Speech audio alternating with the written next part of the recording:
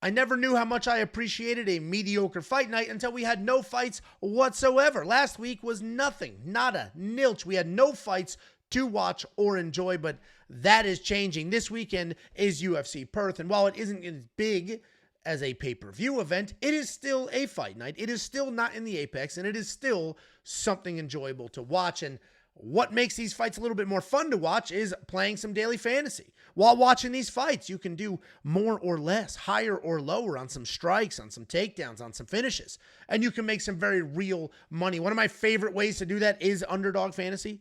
It's daily fantasy. You literally come in here, you say higher or lower than any of the numbers you see on the screen, you put a few of them together, and you can make some money. It's fun, it's easy, it's flexible, and it genuinely makes the fight viewing experience just a little bit more exciting. Because now instead of rooting for somebody to win or lose, you're rooting for a takedown. Just one more takedown. Shoot that takedown. Please land those strikes. Don't get finished. And it just brings a little bit more excitement to the game. If you've never played Underdog Fantasy, they'll give you free money to play. Just go to wewantpicks.com/underdog. Use promo code WWP, and the free money will come pouring in. It's a ton of fun. It's super easy. It's wildly flexible. I'm going to focus on fights, UFC Perth specifically, but if you take a look, you can see it's every sport across the top. College football, soccer, golf, baseball, lady sports, all of them. You can mix, match, do whatever you want. WeWantPicks.com/underdog, promo code WWP. Get your free money. Let's go ahead and dive in. As always, it's a tricky balance.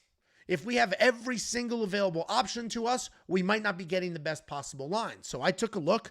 Most of these lines dropped this morning. I took a look and I said, you know what? There's enough of them that I like here. I'm going to go ahead and build an entry. There will be more lines. By the time you're watching this, there may be more options on the screen. So you can go ahead and expand on what I'm about to give you. I just didn't want to wait too long because I have a feeling a few of these lines are going to move, and now all of a sudden they're not as straightforward as what I got. And let's go ahead and jump right in. I am going to leave the main event alone. I'm not entirely sure how that fight's going to go. I'm going to pick Carlos Ulberg. He's the better striker, mostly striking matchup. The finish lines are pretty tricky. Dominic Reyes having a juiced finish line is honestly a little enticing. Dominic Reyes just finished 3 people in a row, 3 knockouts in a row. We've seen Carlos Ulberg knocked out. Kennedy and Nchukwu beat him when Carlos was just kind of cruising to a decision win. Kennedy caught him rushing backwards. So that could happen, but we're going to leave that alone. Ramon Tavares, Jack Jenkins, we're going to leave that one alone as well. I do like the higher on the significant strikes for Jack Jenkins because I think Ramon's just going to be chasing power, bombing overhands, and Jack will be able to light him up with leg kicks and then throw straights down the middle and make something happen. But we'll leave that alone. What I do love is the lower on an Ivan Arslan finish. First of all, he's a 2-1 underdog. Second of all, I don't think he's going to finish Jimmy Crute.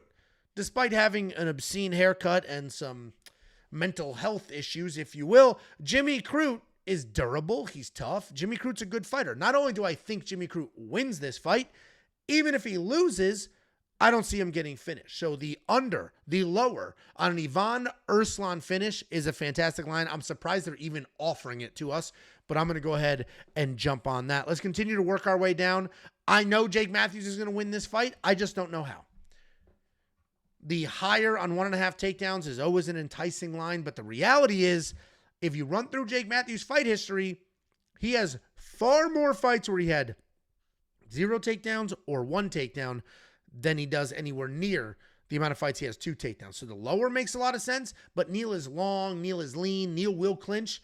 So Jake may end up just taking him down a handful of times, which means we're going to leave that alone. Let's go ahead and work our way down. Navajo Sterling, 54.5 significant strikes. I love that. I love that. Rodolfo Bellato is tough. Rodolfo Bellato is basically a human punching bag. He's going to move forward. He's going to get lit up. Navajo Sterling doesn't really have that one-punch knockout power at this level. So I think Navajo Sterling is going to touch, go, touch, go, touch, go, touch, go. He's going to hit Rodolfo Bellato a ton of times. He'll probably get taken down a few times, stand back up. I think it's a full 15-minute fight. So if you get a round line of 1.5, I would do the higher on that. But I think it's a full 15-minute fight, and I think Navajo Sterling lets his hands go. He has gotten higher than this number in every single one of his UFC fights. And given the fact that Rodolfo Bellato is pretty durable, I think it's more of the same here. And then the final leg of our entry, we're not going to be messing around with these. The final leg of our entry is going to be higher on Michelle Montague's takedown line. If you don't know who Michelle Montague is, she is a high-level wrestler, a high-level grappler. She has competed in wrestling on an international stage. She has competed in grappling on an international stage. She moves forward. She shows crazy strikes. She just gets after it, and then she'll shoot some takedowns. Luana Carolina is pretty durable, awkward strike style, decent takedown defense. And for all those reasons, I think Michelle will get 2 takedowns. That's all we need is 2 takedowns over the course of the entire fight, and I think she gets those. So that's going to be our entry. Let me go ahead and show it to you here. We've got the 3-legger. You could do a sort of confident play here where you get all 3 correct and your payout is very, very nice, or I do the flex play. You still make money, but it gives you a little bit of leeway in case one of these loses.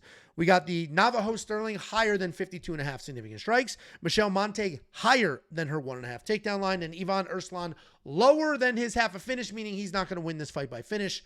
Guys, that's my entry. If you like it, great. If you don't, that's fine. Go build your own. Just do it with the free money. They will give you free money. WeWantPicks.com/underdog, promo code WWP.